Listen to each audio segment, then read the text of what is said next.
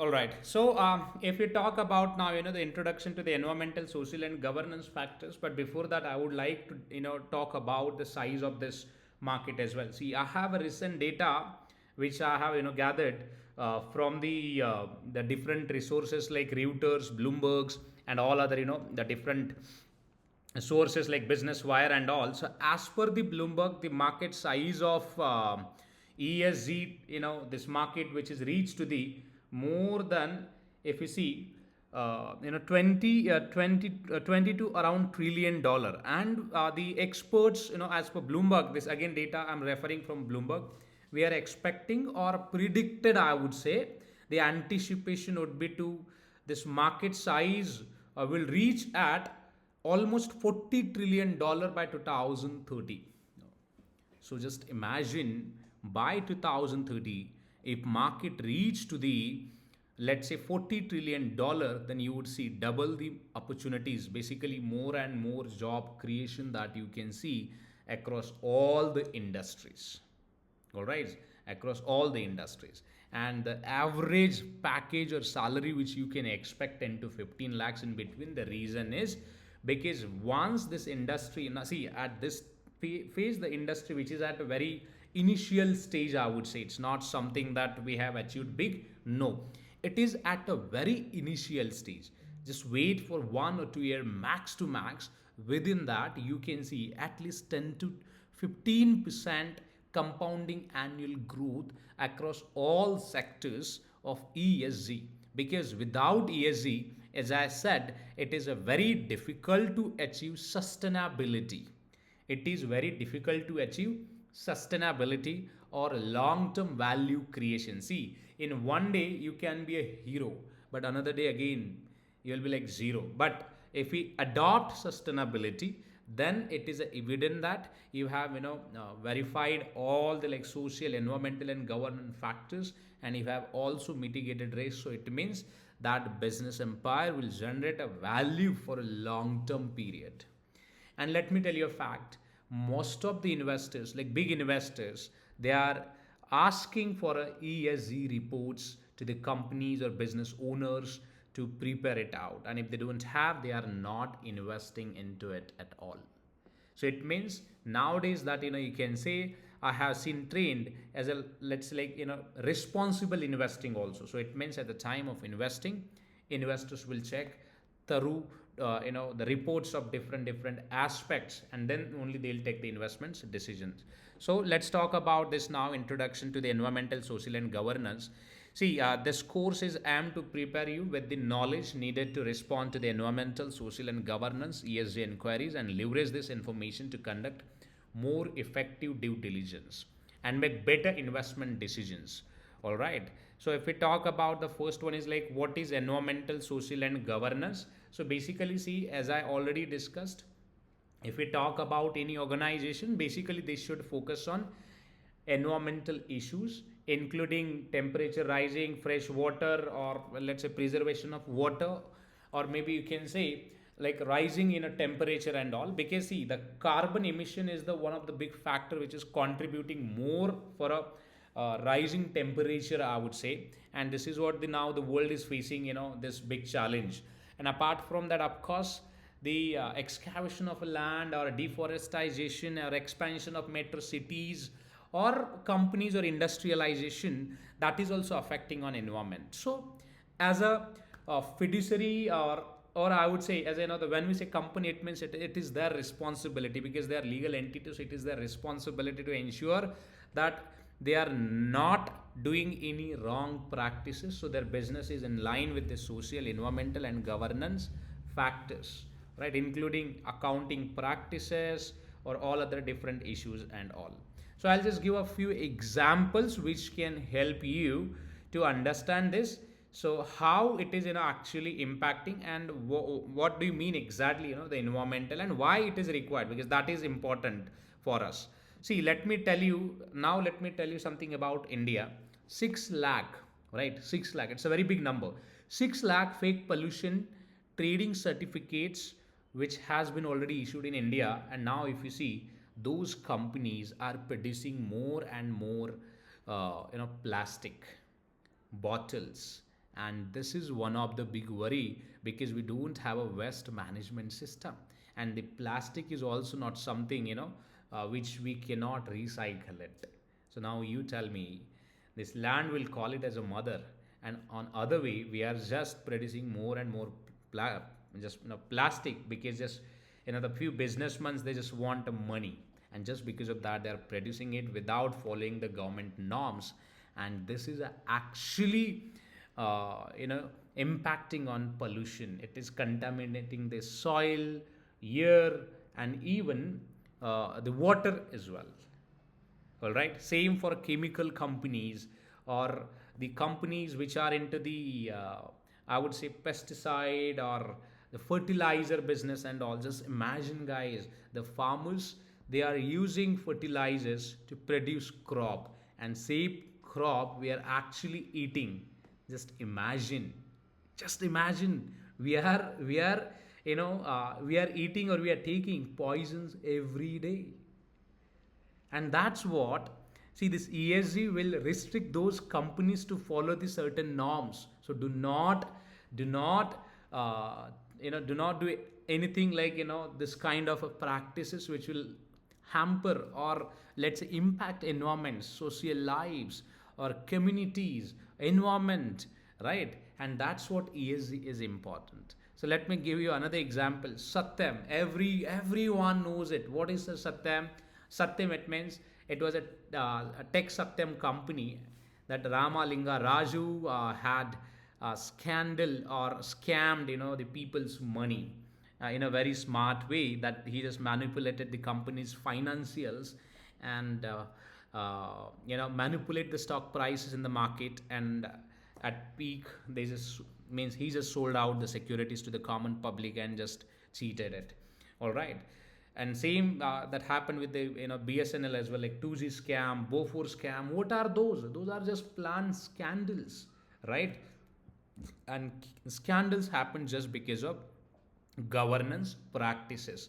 But through this ESG, it's like audit process, where you can prepare a report and share that reports with across all the stakeholders, so that they can review that each and every metrics, and ensure that how we are following it. So it means, if we talk about governance, so that frauds, scandals which happen due to the the inappropriate accounting practices, so that you can easily, I would say, control it out through your ESG practice. All right. And of course social, it means, see, sometime what happened, see, the companies or different organizations, they just encroach the land, and remove the well established, let's say, society or village from there. And maybe sometime, let's talk about the other examples. Let's say the nowadays I have seen, like, the fake or the different, which is false, the advertise, which the directly bring the attention of people on their products, and the people, like, they consume it. But now you tell me, if your product is using chemical or poison kind of things, and same things you guys are, let's say, selling in the market, because common people, they don't means check every time, they don't check it out. See, guys, even if you're a rich like Ambani, or even if you're like poor, see, all have a similar needs: foods, shelter, cloth, right? And education, are all basic amenities, water, oxygen, and all.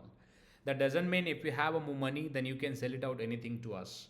Same, let's say, I have seen with the Tata Capital, like, that company's board of directors cheated 500 crores public funds. Let's take example of Nirav Modi, or let's talk about Congress regime, where they have cheated means through lots of scandals.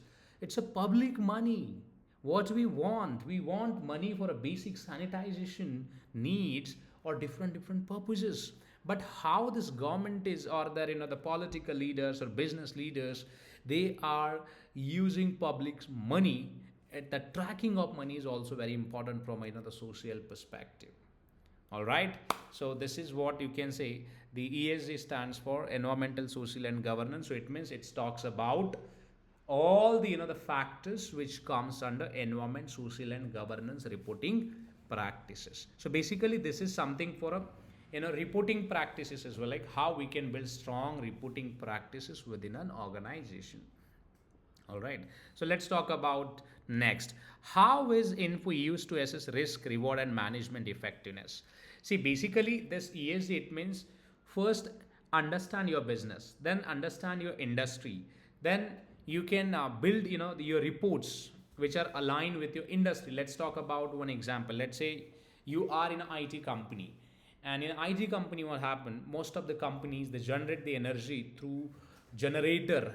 So it means they use fossil fuel. All right. If I talk about now water management, most of the companies water management system is like pathetic. They don't have a proper management system. Then third one is the uses of electricity at workplace. All right. Fourth, it could be security and safety of the people.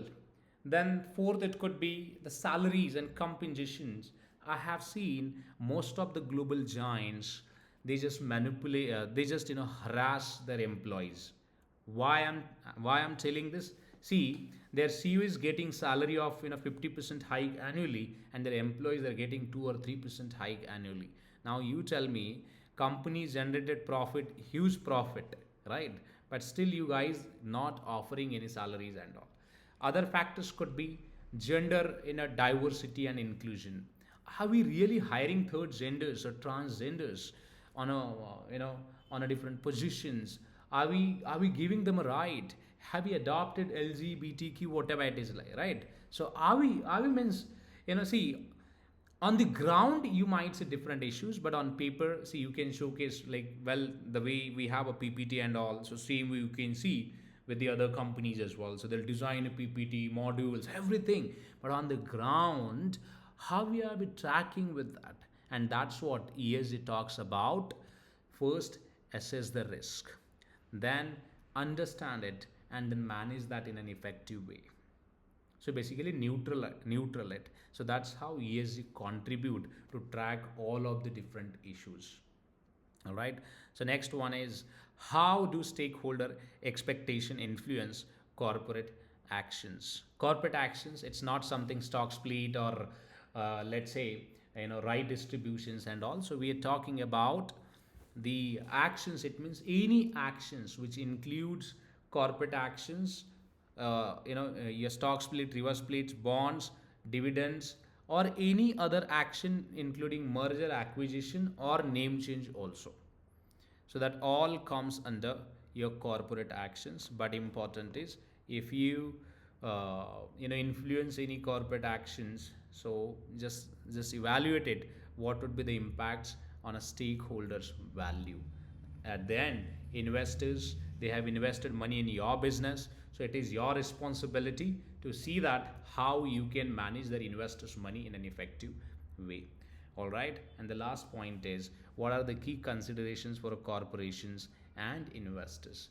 See, ultimate point is, what we want, you tell me, guys. We want good health, we want clean air, we want clean energy, we want clean water, right? And organic food. Am I right?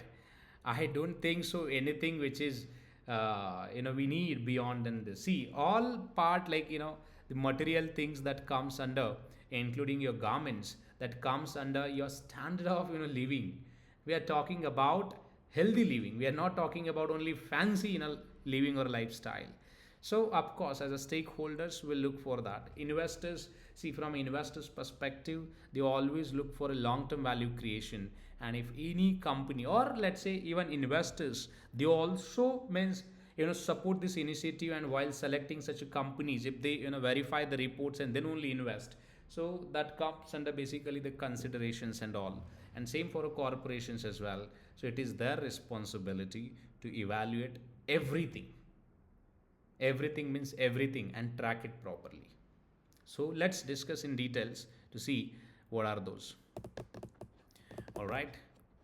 So this is not something the about instructors and all, but yeah. So basically, we have collected here a couple of reports which you can see. But yes, I'm gonna lead this particular course, so I'll give my introduction. See, my name is Sivraj. I have more than 10 plus years of experience. I studied in I studied as MBA, means I completed my master degree. After that, I studied for CA, CFA, FRM, ESG, and other technical courses like Power BI, SQL, and all. I have served different position from analyst with a one retail bank to work as a consultant or director for a different the global giants, right? And I have already posted a couple of courses on Udemy, like hedge fund accounting, private equity accounting, journal entries, and all. So those are very unique. You can also visit those courses as well if you haven't visited. All right, or you can also explore my learning panel where we have posted already a couple of courses. You can visit and watch it out. All right, yeah. So this was all about me as an instructor. I just wanted to introduce, but yeah. So let me tell you something about this course, right? So in this particular course, we're gonna discuss about what is ESG and relevance to making financial decisions. So it means on the basis of that, how you can take the investments in a decisions. Second one is we're gonna also talk about environmental, social, and governance issues. Third one is we'll explain how the stakeholder influence corporate ESG performance and all. They should not actually, but they influence it, right? In every company, you can see like few positive and few negative points. But anyways, then analyze the ESG risk, how we can analyze the risk, and after that, of course, assess ESG performance. It means at the end, why we want to do this. See, the all of this we are doing just because we want to assess the ESG, the performance, right? And how that performance is affecting on our organization. Basically, we want to do this. And then finally, translate ESG information to the business intelligence. It means on the basis of that ESG reports, how we can take the business decisions or maybe investing decisions. We'll see that in details. All right. So we'll see the one by one point from our next module. So we'll see you in next module. Thank you.